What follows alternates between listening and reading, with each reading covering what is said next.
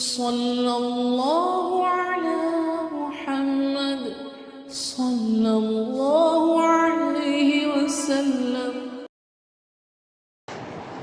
بسم اللہ الرحمن الرحیم۔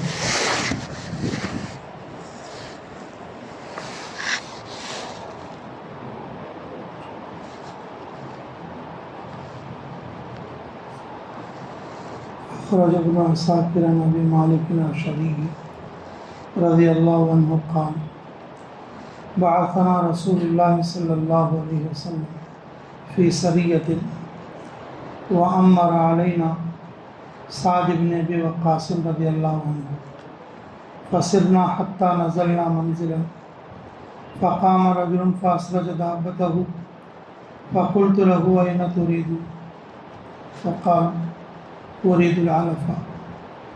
فقلت له لا تفعل حتى نسأل صاحبنا. فأتينا أبا موسى الأشعري رضي الله عنه فذكرنا ذلك له فقال لعلك تريد أن ترجع إلى أهلك. قال لا. قال انظر ما تقول. قال لا. قال فامضي راشدا. فانطلق فبات منيا ثم جاء فقال له أبو موسى لعلك أتيت أهلك. قال لا. قال فانظر ما تقول. قال نعم. قال أبو موسى فإنك سرت في النار إلى أهلك وقعدت في النار وأقبلت في النار واستقبل كما في الكنف.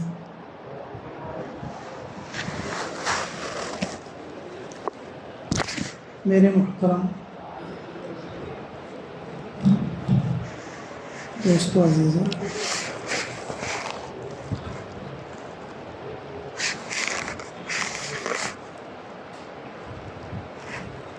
دہلی مرکز میں حیات الصحابہ کی تعلیم روزانہ عشاء کے بعد ہوتی ہے، خصوصاً سال لگانے والے علماء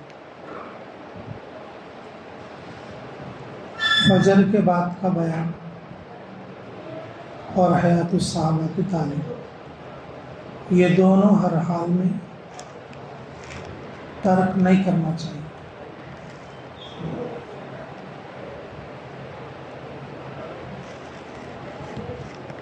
مولانا یعقوب صاحب سہارنپوری فرمایا کرتے تھے کہ صبح کا بیان دہلی مرکز اور حیات الصحابہ کی تعلیم یہ دعوت کی زمین تعمیر کرے،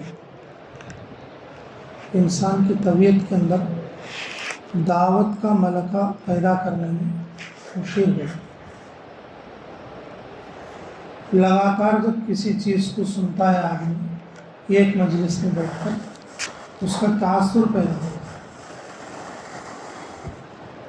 تھوڑی دیر کے لیے کانوں میں کوئی آواز پڑے گی اور چلے گی، اس سے اثر لے بھی سکتے اور نہیں بھی لے سکتے،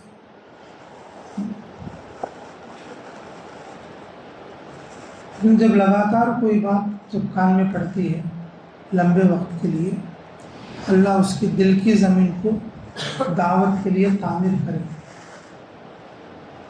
اسی طرح سے حیات الصحابہ کی تعلیم، اس میں صحابہ کی سیرت ہے، سینکڑوں کتابوں سے چھان کر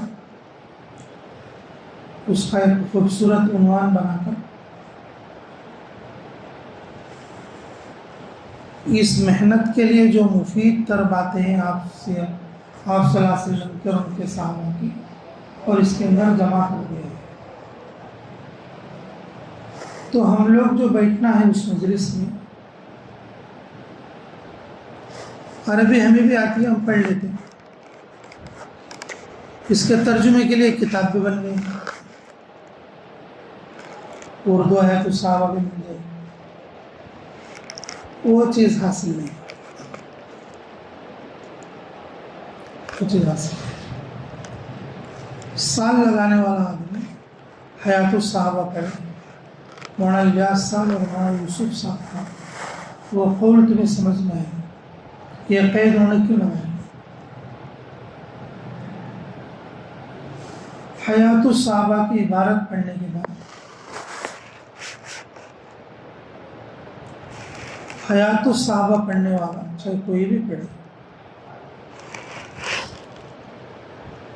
کچھ تمہیدی کلمات کہتا ہے، اس باب کے تحت کچھ تمہیدی کلمات کہتا ہے، وہ ہمارے سمجھنے کے لائق ہے، خصوصاً علماء۔ عام لوگ تو جو اللہ نے سمجھا تھا سمجھتے ہیں، لیکن جو علماء رہتے ہیں اس عبارت کے سیاق اور سباق کے اعتبار سے یہاں پر کس اعتبار سے اس کو ثابت کرتے ہیں، کون سی بات کو کس طریقے سے امت کے سامنے پیش کرنا ہے، یہ ملکہ اور اس کے سننے سے ہمارے کو حاصل ہے۔ ابھی جو میں نے روایت پڑھی ہے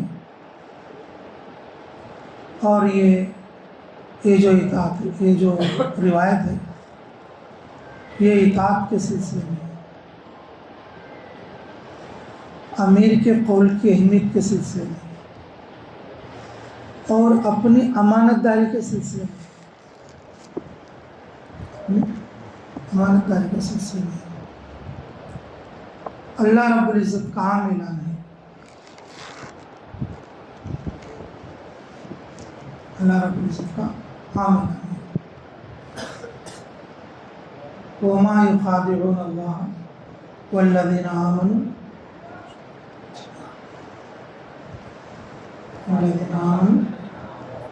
جی وَمَا يَخْدَعُونَ إِلَّا أَنفُسَهُمْ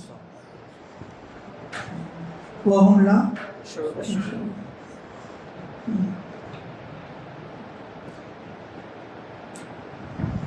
کسی نے ظاہر میں کچھ کہا، اندر اس کا ارادہ دھوکہ دینے کا ہے، غلط چلنے کا ہے، وہ سمجھ رہا ہے کہ میری بات چل جائے، اللہ کیا فرماتے تیرا عمل ضائع ہوگا، تجھے معلوم نہیں، تجھے سمجھ نہیں ہے تو کتنا بڑا کام کرنا، تو اپنے آپ کو دھوکہ دے رہا ہے۔ اللہ رب العزت ارشاد فرماتے فی قلوبہم مرض فزادہم اللہ مرضا۔ اگر کسی کے دل میں اگر ذرہ بیماری ہے اللہ اس بیماری کو اور بڑھاتا ہے۔ دعوت ایسا اسلوب ہے، دعوت ایسا اسلوب ہے، دعوت کی محنت میں لگنے والے جو صحابہ ان کے ساتھ جو حالات پیش آئے ہیں کہ جن کے دلوں میں مرض تھا وہ منافق بن گئے، جن کے دلوں میں ایمان تھا اور وہ رضی اللہ عنہم ورضوا عنہ، رضی اللہ عنہم ورضوا عنہ۔ اس لیے میرے عزیزو یہ جو کام ہے دعوت کا، ہمیں امیر کے تحت میں تابع داری کے تحت میں ظاہر میں باطن میں یکسانیت ہے، اوپر ایک کہہ دیا اندر ایک کر دیا، اوپر ایک کہہ دیا اندر ایک کر دیا اور وہ سمجھے کہ کسی کو پتہ نہیں لگے گا۔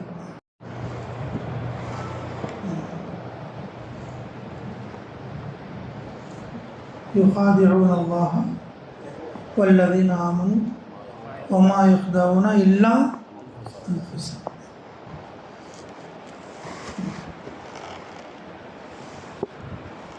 دل میں رکھ کے دھوکہ دینا چاہتا ہے اللہ کو اور ایمان والے، لیکن اسے پتہ نہیں ہے کہ وہ اپنے آپ کو دھوکہ دے رہا ہے، اپنے آپ کو دھوکہ دے رہا ہے اور اسے سمجھ نہیں۔ اور جس کے دل میں مرض ہے اللہ رب العزت اس کے مرض کو بڑھا دے گا۔ جس کے دل میں ایمان ہے اللہ اس کے ایمان کو بڑھا دے، اللہ اس کے ایمان کو بڑھا دے۔ جیسے اس کی ایک مثال،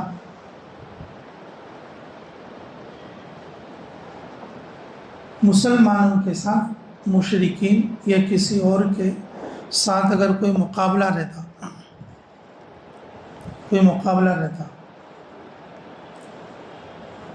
تو ان کی تعداد زیادہ ہوتی، ایمان والوں کی تعداد کم ہو جاتی۔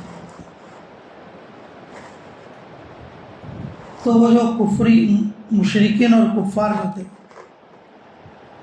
انہوں کیا کرتے اور تھوڑا جھوٹ بولتے۔ کیا بولتے؟ ادھر سے آنے والے 2000 ہیں تو 10,000 بولتے۔ ان کا مقصد کیا ہوتا تھا؟ یہ پہلے کچھ کم تعداد ہے، جب ہم تعداد زیادہ بولیں گے ان میں کے کچھ لوگ ڈر کے پیچھے ہو جائیں گے، ان میں کے کچھ لوگ ڈر کے کیا ہو جائیں گے؟ پیچھے ہو جائیں گے۔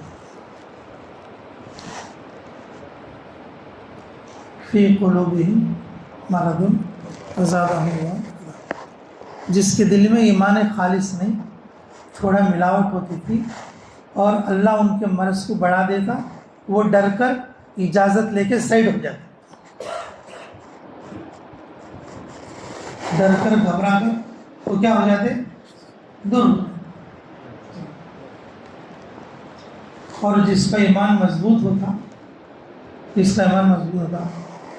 ان کا ایمان اور زیادہ مضبوط ہو جاتا کہ اب انشاءاللہ ہمیں شہادت پکی ملے گی۔ فرق سمجھ میں؟ جن کے دل میں مرض تھا اللہ نے ان کے مرض کو اور بڑھا دی، بولے ابا اب نہیں نکل سکتے بھائی، چلو واپس، گرمی بھی ہے، آگے جو ہے آگے لشکر بھی بڑا ہے، چلو اجازت لے لو، گھر کو چلے جائیے۔ اللہ ان کے مرض کو بڑھا دیتا۔ اور جو مومن تھے وہ اس کوشش میں تھے کہ اگر کوئی ایسا موقع ہے کہ ہم شہید ہو جائیں، اور ان کا ایمان اور بڑھے۔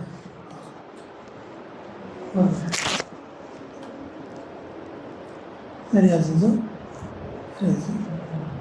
صحابہ کی سیرت سے، آپ صلی اللہ علیہ وسلم کے فرمان سے ہمیں یہ بات ملتی ہے، امیر کی تابع داری ہو بہو نہ کرنا، جو کہا وہ نہ کرنا،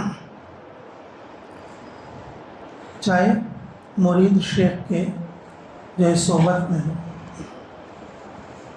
جو اجازت لیا اس اجازت کو پوری کرنا، اس اجازت سے زیادہ کر لیا، چالاکی کی، نہ چالاکی نہیں چلی، اس محنت میں چالاکی نہیں چلی، یہ کار انبیاء ہے، یہ کام امانت ہے۔ ساتھیوں کو چاہیے کہ وہ اپنے امیر کی تابعداری کرے۔ امیر کس کی تابعداری کرے گا؟ امیر کس کی تابعداری کرے گا؟ جو اصول بنائے گئے ہیں اس کام کے کرنے کے، سنت کی روشنی میں جو اصول بنائے گئے ہیں سنت کی روشنی میں، یہ اس کام کے حدود ہیں، ان حدود کی پاسبانی میں رہ کر کام کرے، ان حدود کی کس میں رہے گا؟ پاسبانی، ان کے انڈر میں رہ کر کام کرے۔ ایسا نہیں کہ امیر ہو تو کچھ بھی کر ڈالے، ساتھ ہی امیر کے تابع ہیں، اور امیر ان اصول کا پابند ہے جو اصول سنت اور شریعت کی روشنی میں ہمارے لیے بتائے گئے ہیں کہ تمہیں کام اس طریقے سے کرنا، تمہیں کام اس طریقے سے کرنا۔ اب جو بات میں بتایا ہوں اس کی تھوڑی سی جھلک آپ کو اس واقعے میں سمجھ میں۔ مولانا اظہار صاحب دلی مرکز کے جو پہلے امام، جو اس وقت میں مولانا ساتھ صاحب دعوت برکاتہ جو ہمارے حضرت جی وہ امام ہیں، پہلے ان سے پہلے جو امام تھے وہ مولانا اظہار صاحب تھے۔ انہوں اس کتاب کو پڑھتے تھے پہلے، انہوں جس وقت میں جس واقعے کو پڑھایا تھا اس میں انہوں نے یہ 2 آیتیں پڑھی،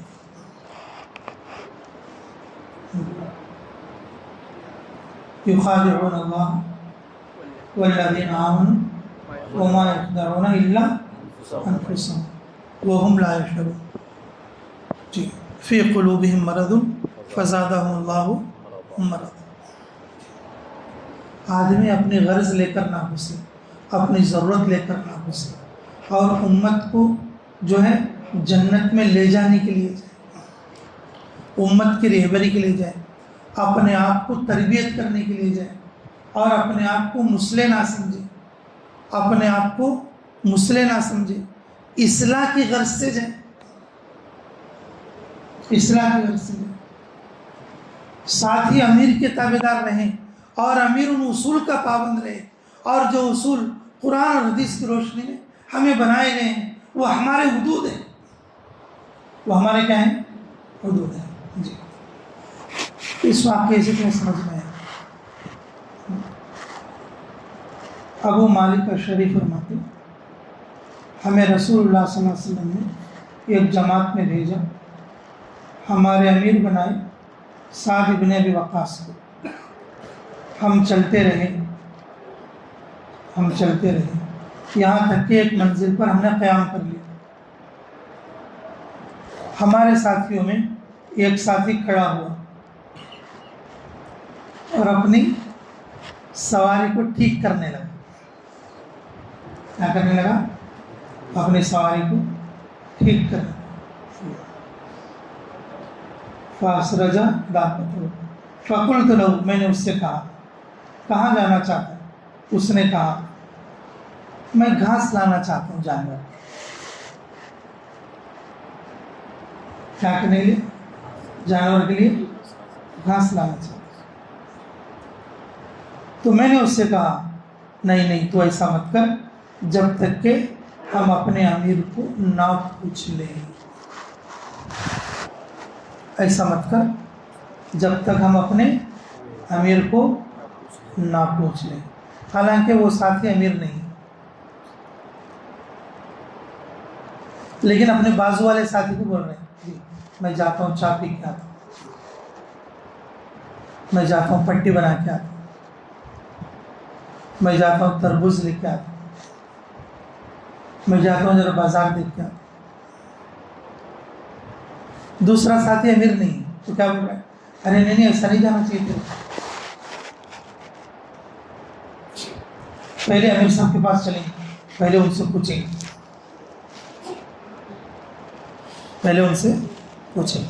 जी।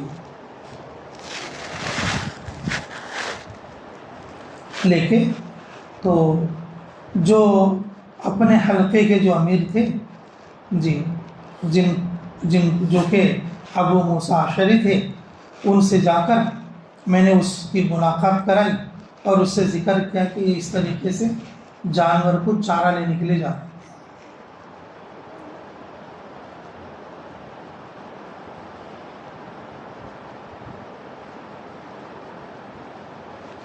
तो वो जो अमीर साहब थे, वो जो जिम्मेदार साहब थे उनके हल्के के, कौन उन्होंने? अबू मूसा अशरी। पहले कुछ फारिस आदमी उन्होंने कहा, अच्छा चाय के नाम पे तेरा वो काम भी कर रहा है, जानवर को घास लेने की नीयत से जाके घर जाना चाह रहा है, जानवर को चारे की नीयत करके जा रहा है, जाके क्या करना चाह रहा है? घर को भी जाना चाह रहा है।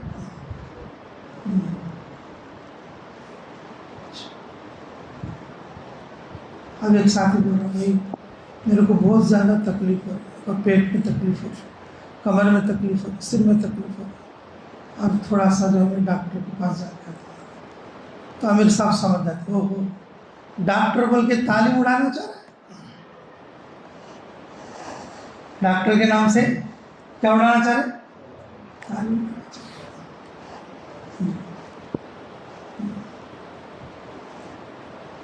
अल्लाह हमें कदर की तौफीक नसीब फरमाए। जी, डॉक्टर नादिर अली खान साहब थे, बहुत साहिब निस्बत बुजुर्ग थे, जी, और दिल्ली मरकज़ के अहम लोगों में से थे। अल्लाह उनको गरीब रहमत फरमाए। जी, اکثر علماء میں بیان انہی کا ہوتا تھا. تو حضرت فرمایا کرتے تھے عالم جو سال کو نکلتا ہے نا وہ کچھ بھی نہ سیکھے، بیان سننا سیکھے. بس کیا سیکھے؟ بیان سننا. عالم جماعت میں نکلے، کچھ دوسری بات نہ سیکھے، لیکن کیا سیکھے؟ بس سمجھو کہ وہ بڑا عالم بن جائے. کیا بن جائے گا؟ بڑا عالم بن جائے. جو سن سکتا ہے وہ سنا سکتا ہے. جو سن سکتا ہے کیا کر سکتا ہے؟ سنا سکتا ہے. بولنے والا کچھ فرق کرے اس کی اصلاح کر سکتا ہے.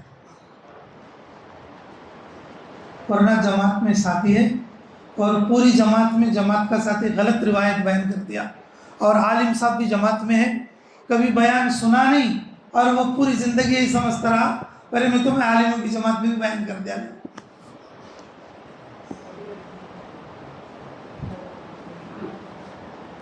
کیا بول دیا؟ میں تو عالموں کی جماعت میں بھی بیان کر کے ہوں، اور پوری زندگی اس نے کیا کر دیا؟ غلط روایت کو بیان کر دیا.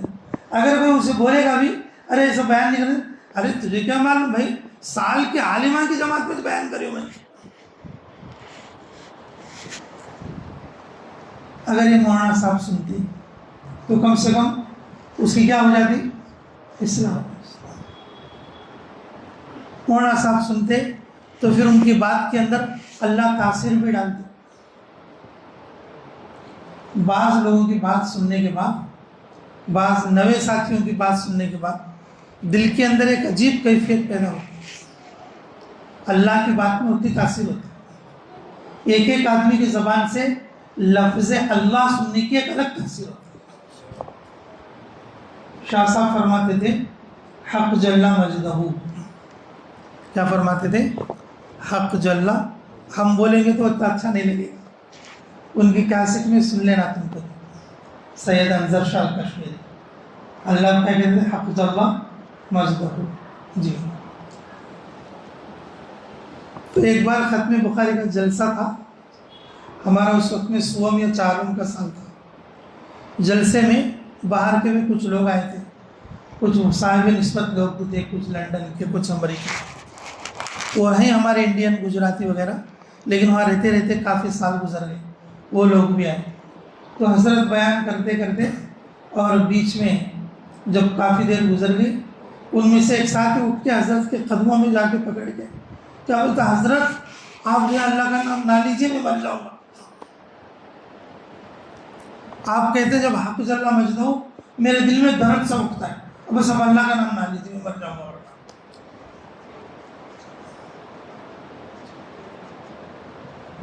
اگر بعض لوگ اللہ کا نام لیتے تو اس کے ایک الگ تاثیر جو ہے قلب پر جاری ہوتی ہے. لیکن ہمارے اندر یہ قسم کا ذہنی عجب رہتا ہے. ارے میں کیا اس کا بیان سننا؟ ہم کو تو مدرسے میں پڑھانے والے استاد ہیں، میری صلاحیت اعلیٰ کوالٹی کی ہے، میرے اعلیٰ نمبر ہیں، میں ایسا اس کا بیان کیا سنوں؟ دیکھو وہ چھوٹا معمولی بیان کرتا ہے.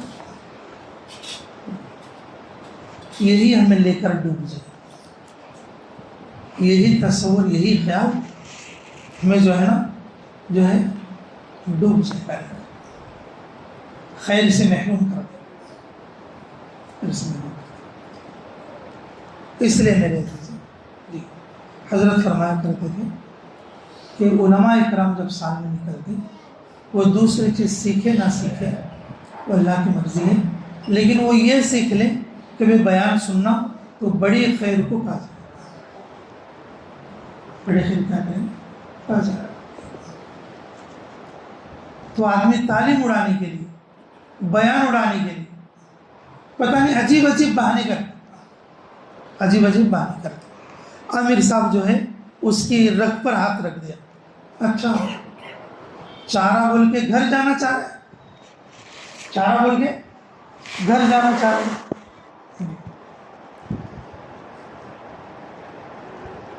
اس نے کہا نہیں جی نہیں. قال انظر ما تقول. اجی نہیں، دیکھ سوچ سمجھ کر بول، اجی نہیں میں نہیں جانا چاہتا، اچھا ٹھیک ہے، اللہ کے ہدایت والے راستے پر چل، کوئی غلط قدم نہیں اٹھا۔ اب یہ جو امیر بول رہا ہے، یہ امیر بول رہا ہے، تو وہ کہاں سے بول رہے ہیں؟ ایسا مت کر بول کے کہاں سے بول رہے ہیں؟ اس کو یہ بولنے پر کس نے مجبور کیا؟ ارے بولو بھائی،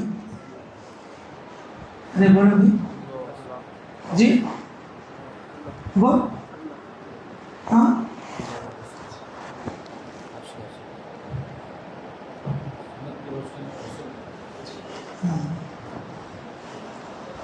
وہ جو امیر ہے وہ اس بات کا پابند ہے، اللہ اور اس کے رسول نے جو حدود قائم کیے ہیں، ہمیں کام ایسا کرنا ہے، کام کرتے کرتے بیچ میں گھر نہیں جانا ہے، کام کرتے کرتے اور اپنی ضرورت کے لیے نہیں گھسنا ہے۔ یہ کس نے بتایا؟ اللہ اور اس کے رسول نے یہ حد قائم کر دی۔ یہ امیر اس حد کا پابند رہنے کی وجہ سے اپنے ساتھی کو سمجھا رہا ہے۔ آپ سمجھ گئی بات؟ ساتھی کس کا پابند ہے؟ امیر کا پابند ہے، اور امیر اللہ اور اس کے رسول کی جو ہے بتائی ہوئی جو ہے احکامات کی روشنی میں ہمارے بزرگان دین نے یہ کام ایسا کرنا ہے، یہ جو اصول بنائے ہیں، امیر اس حدود میں رہے گا، اس حد میں رہ کر اپنے ساتھیوں کو چلائے۔ امیر اپنی مرضی کا مالک نہیں ہوتا، امیر خود بھی کیا ہوتا ہے؟ ان حدود کا پابند ہوتا ہے۔ اب یہ جو امیر بول رہے ہیں گھر نہیں جانا، اپنی ضرورت پر نہیں جانا، اپنی مرضی نہیں چلانا، یہ امیر کہاں سے بول رہے ہیں؟ ان حدود کی وجہ سے بول رہے ہیں جو حدود اللہ اور اس کے رسول نے اس کام کے کرنے والوں کو قائم کیا۔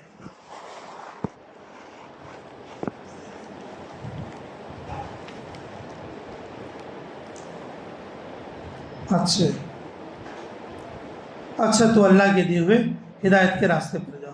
فانطلق فبات ملیا، اب اس کے بعد رات کا حصہ گزر گیا، اب سویرے کے قریب ہو گئی۔ ثم جاء، تو پھر وہ آدمی آیا، اور آیا تو ابو موسیٰ اشعری اور اس کی گات میں ہے، دیکھنے کو بیٹھے۔ اب ساتھی جانے کے بعد نگرانی بھی کرنا، ساتھی جانے کے بعد کہاں جا رہے ہیں، کس کس سے مل رہے ہیں، کہاں کہاں بیٹھ رہے ہیں، کس عنوان سے ملاقاتیں کر رہے ہیں، وہی ساتھی دیکھنا نا۔ امیر کی ذمہ داری حدود کی پابندی۔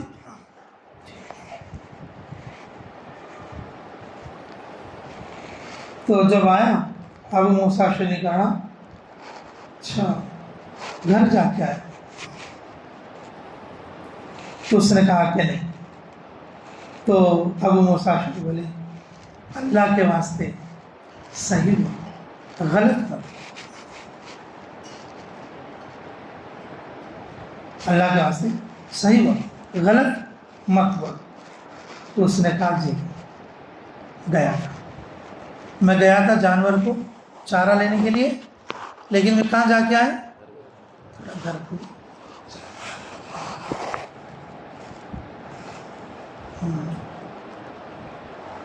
تو ابو موسیٰ اشعری نے کہا تیرا جانا آگ میں تھا، تیرا اپنے گھر میں ٹھہرنا آگ میں تھا، اور تیرا واپس چل کر آنا آگ میں تھا۔ تیرا پچھلا عمل ختم ہو گیا، اب نئے سے عمل شروع کر، اب نئے سے عمل کیا کر۔ یہ بات جو ابو موسیٰ اشعری نے بتائی ہے، یہ بات جو ابو موسیٰ اشعری نے بتائی ہے، کیا وہ اللہ رسول کے اشارے کے بغیر بتائے؟ یہ ہے سیرت۔ کام کو سیرت پر لانے کا مطلب ہے جو حدود قائم کیے گئے ہیں، جو اصول بنائے گئے ہیں، جی ان اصول کے تحت میں رہ کر کام کرنا، دعوت کو خالص دعوت کے لیے رکھنا۔ دعوت کو کیا کرنا؟ خالص کیا کرنا؟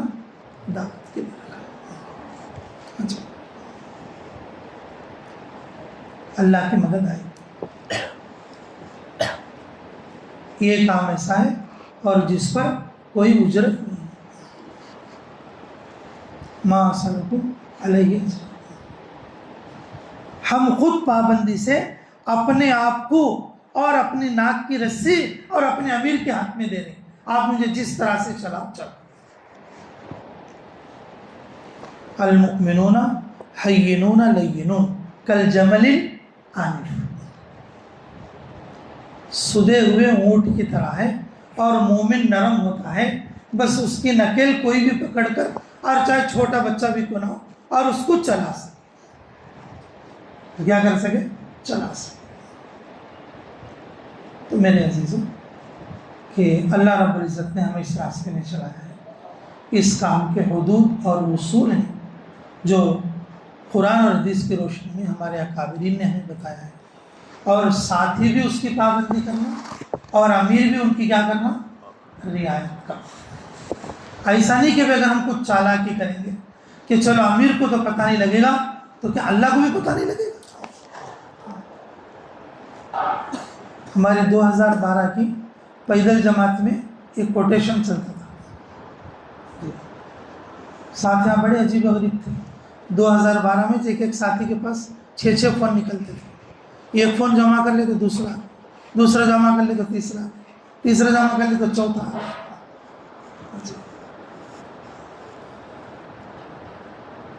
میں بولتا تھا ارے بھائی ترکنے فون کہاں سے آتے رہے، اجالا ہونے سے پہلے آ جاتے، جو میں آدمی کو سیٹ کر کو رکھی، تم ادھر فون لیتے بیچ، تم دیتے وقت کیا کرتے ہو؟ میسج ڈال کو دیتے، میں کرتا رہے تیرے کنے فون ہے دے گا تو ان کیا کرتا؟ سوئچ آف کر دوں بولے تو میسج کرتا، کیا بول کو ہاں یہ فون جمع کر ڈالتا ہوں، رات تک آ جانا کو میسج ڈال کو، پھر سوئچ آف کر کو میرے کو دے آتا۔ وہ جو میسج دے کے سن کیا کرتا؟ رات کو چلے کو پہنچ جاتا اجال پر، اور اس کو دے ڈال کو کیا کرتا؟ پھر اجالے میں تک پڑھتا نہیں انہوں، رات کا رات اس گاڑی ڈالنے چلے آتا، صبح کو اس کا نے فون آتا۔ میں کیا سمجھتا ہوں، چلو میں یہ بچہ فون دے رہا ہے میرے کو، اب ان کہاں گیا تو پروانی بولتے ہیں۔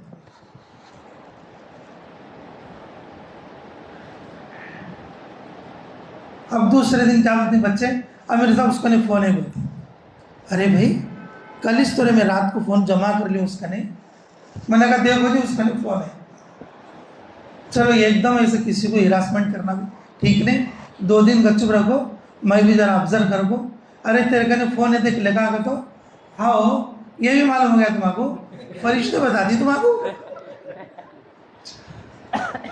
اچھا لو سوئچ آف کر کو دیتا ہوں، بولے پھر میسج ڈال جاتا ہوں، پھر کیا کرتا؟ میسج ڈال جاتا۔ میں سوچ کو پریشانی سے وہ کہاں سے پیدا ہوتی بھائی فونا، کیا تو زمین میں سے پکتی ہی کیا ویسے فونا؟ لاسٹ کو مجبور ہوگا اسے پوچھا ارے تجھے فونا کہاں سے آتی رہی ہے، تو سچ بتا کیسے کرتا ہے کیا نہیں سوئچ آف کرنے سے پہلے اسے میسج ڈال دو تمہارے ہاتھ میں، سوئچ آف کرنے سے پہلے اس کو میسج ڈال کو کیا کرتا تو تمہارے کو فون دے آتا، ان دیکھ لے پہلے کہاں دے آتا، تو اس نے کہاں سے آتے رہے فون بتاؤ، میں آنے سے پہلے معلوم کر لیتی ہوں فونا جمع کر لیتی، بول کو میں 9 فونا رکھ گئی، کتنے فونا رکھ گئی؟ 9، ابھی 6 چوئی سو بھی 3 باقی ہے۔ ارے بھائی اللہ کے واسطے بس کر بھائی، ایسا کہیں کرتا، اللہ تو حاضر ناظر جائے، میں دیکھا نہیں کیا اللہ تو تیرے کو دیکھتا ہے نہیں، نہ کہو تمہیں بولتے ہو سچی چو ٹھیک ہے اب نہیں منگاتا لوگ، کیا بولے اب جب سے نہیں منگا، جب سے یہ کوٹیشن میں بول لیتے تھے پیدل جماعت میں پورا چلتا رہا یہ کہ بھائی امیر کو دھوکہ دے سکتی، اللہ کو دھوکہ دے سکتی، امیر کو دھوکہ دے سکتی کہ اللہ کو دھوکہ دے سکتی، ہمارے کاموں کا، ہمارے باتوں کا، ہمارے چال چلن کا، ہمارے اندرون کا، ہمارے ظاہر کا، کہ اللہ کو معلوم نہیں؟ یخادعون اللہ والذین آمنوا وما یخدعون الا انفسهم، لوگ یہ سمجھتے ہیں کہ میرے چالوں کا کسی کو پتہ نہیں، میں اللہ کو بھی اور اللہ کے جو ایمان والوں کو دھوکہ دیتا ہوں، بلکہ اللہ کا ارشاد فرماتے ہیں نہیں، وہ اپنے نفس کو دھوکہ دے رہے اور اس کا بھگتان انہیں کرنا پڑے گا۔ وہ سمجھے کہ میں جو ہے کہ گھاس لینے کے لیے جاؤں گا اور اپنے گھر بھی جا کے آ جاؤں گا، اپنے گھر بھی جا کے آ جاؤں گا، میں ڈاکٹر کے پاس جاؤں گا ادھر تالی مڑا مار دوں گا، میں فلاں کام کے لیے چلا جاؤں گا اور ادھر یہ کر دوں گا۔ لیکن یاد رکھو جماعت میں تم چلتے رہنا، تمہیں کچھ ایسے ساتھی ملیں گے جب تم فری بیٹھ کے رہتے نا جماعت، اس وقت میں کسی کو کوئی بیماری نہیں ہو، وہ تمہارے ساتھ ہنسیں گے، بولیں گے، کھیلیں گے، کھائیں گے، پیئیں گے، بات کریں گے، مزے کریں گے، سارے کریں گے۔ بیماری کب آتی معلوم؟ جب تعلیم ہوتی ہے، جب گشت ہوتا ہے اور جب بیان ہوتا ہے۔ تم آبزرو کرنا شروع کرنا آج سے، تمہارا جو ساتھی گڑبڑ کرتا کریکٹ ان ٹائموں پر ہی زیادہ کرتا، ان ٹائموں پر کیا کرتا؟ زیادہ کرتا۔ ایسے وقت میں ان کو تنہائی میں لے کر سمجھا کر اور جو ہے ان کو اصول پر لانے کی کوشش کرنا۔ اگر خود امیر بن گئی، اس کا مطلب یہ نہیں کہ ہم جو مرضی چاہیں گے چلیں، ہم حدود کی پابندی کریں۔ جس علاقے کے لیے جماعت گئی، اس علاقے میں کھانا نہیں مل رہا تو بھی کام کرنا، اس علاقے میں بجلی نہیں ہے تو بھی کام کرنا، اس علاقے میں کام کو ساتھ دینے والے نہیں ہیں تو اور بھی زیادہ ضروری ہو گیا اس علاقے میں کام کرنا۔ اس علاقے میں کام کریں گے تو اتنا زیادہ نام نہیں ہوگا، اس علاقے میں کام کریں گے تو زیادہ نام آئے گا۔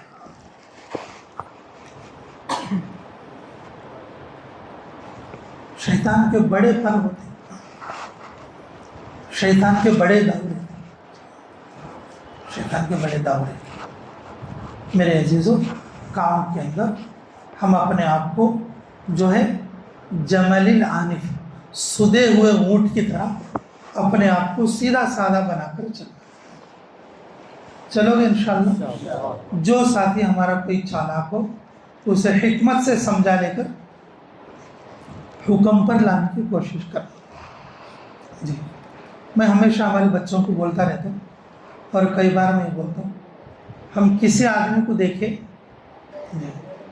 ہم کسی آدمی پر نظر ڈالیں، ہمیں یہ نہیں سوچنا چاہیے اس آدمی سے میں کیا فائدہ اٹھا سکتا۔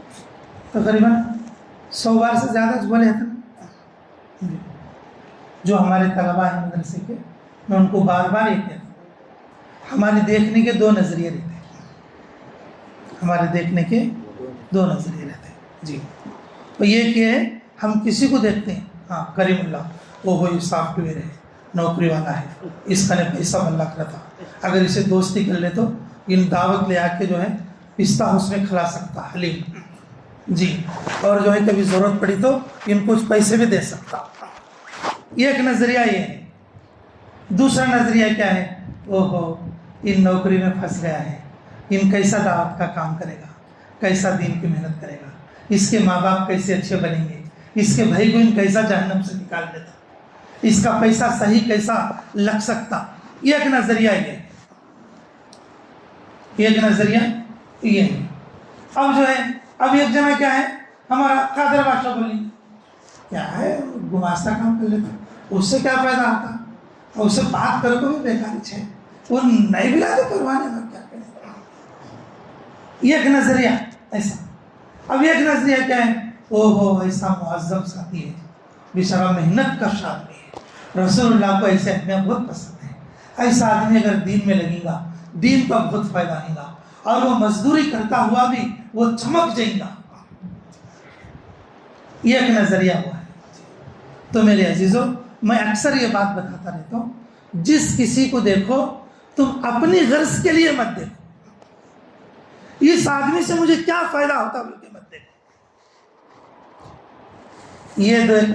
یہ سوچ کر دیکھو اسے میں کس طریقے سے دین پہ لا سکتا، اس کو میں کون سا حکم بتا کر اللہ کی مرضیات پر اسے لا سکتا۔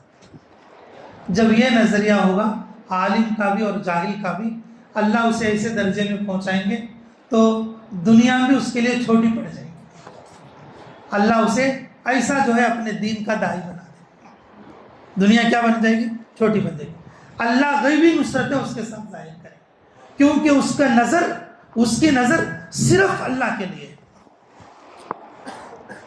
اس لیے میرے عزیزوں کہ ہمارے 6 صفات کے اندر اکرام مسلم ہے، اکرام مالدار نہیں. 6 صفات میں کیا ہے بولو؟ اکرام مسلم ہے، اکرام مالدار. اکرام ہر مسلمان کو اس کے ایمان کی وجہ سے عزت کی نظر سے دیکھنا، اس کی مشق کرنا. کرو گے انشاءاللہ؟ اللہ تعالیٰ مجھے بھی عمل کی توفیق عطا فرمائے. یہ تو بھائی دیکھو میں بولتا ہوں کوئی بات، اس کا مطلب یہ نہیں کہ 100% میرے اندر ہے. مجھے بولنا اس لیے ہے تاکہ میرے اندر بھی آ جائے، آپ لوگوں کو سننا اس لیے ہے کہ آپ لوگوں کے اندر بھی یہ چیز آ جائے.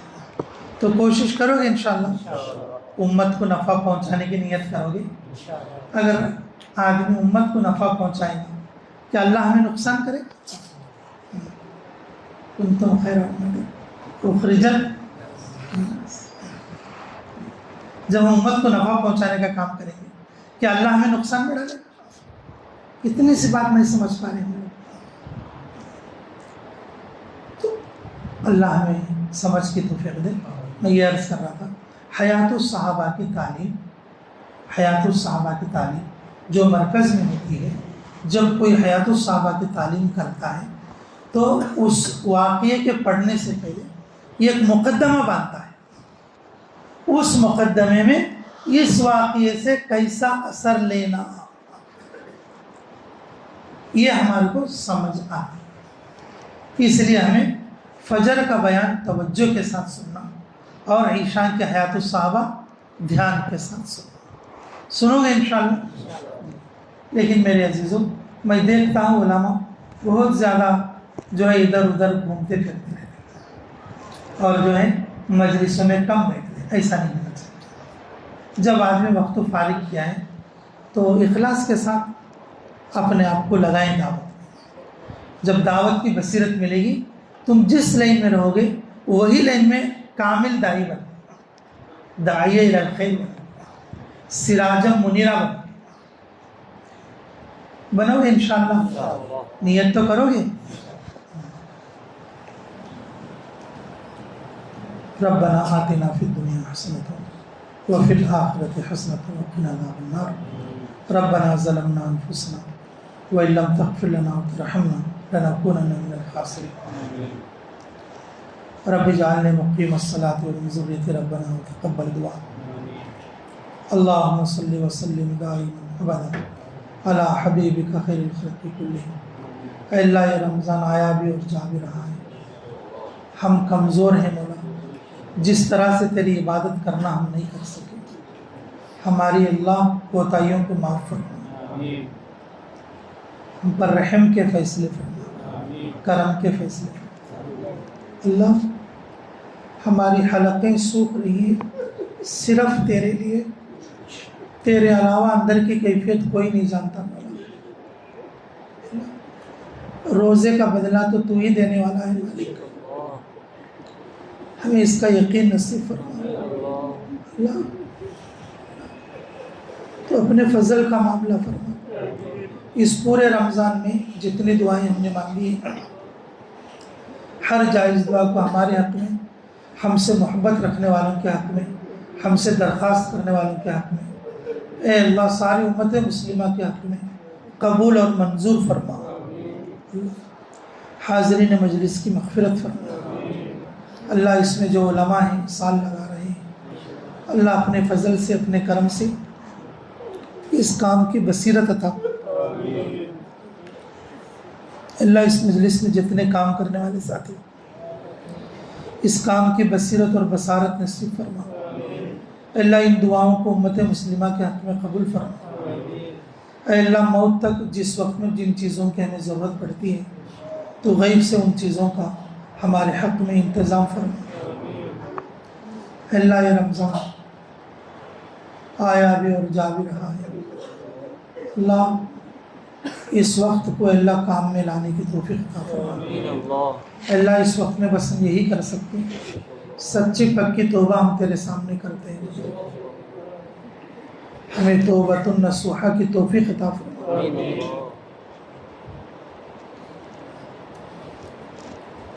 اللہ سچی پکی ہم توبہ کرتے ہیں، اللہ تو ہماری توبہ کو قبول فرما، آج کے بعد کوئی گناہ نہیں کریں گے۔ اے اللہ انجانے میں جو گناہ ہوتے ہیں اس کو معاف فرما، ہم اس کی بھی توبہ کرتے ہیں۔ اے اللہ جان بوجھ کر گناہ کرنے سے ہمیں توبہ کی توفیق مرحمت فرما۔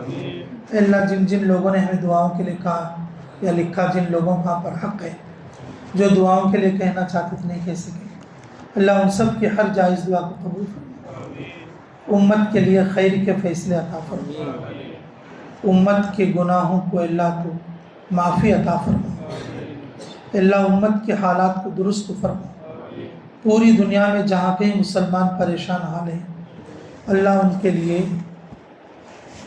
اصلاح کی توفیق عطا فرما، اسلام دشمن طاقتوں کو ختم فرما، اے اللہ ان کو اپنی طرف پلٹا دے، اے اللہ تنگیوں میں تکلیفوں میں ہم دین پر نہیں رہ سکتے مولا، ہم کمزور ہیں، اللہ تو ہم کمزوروں کی مدد فرما،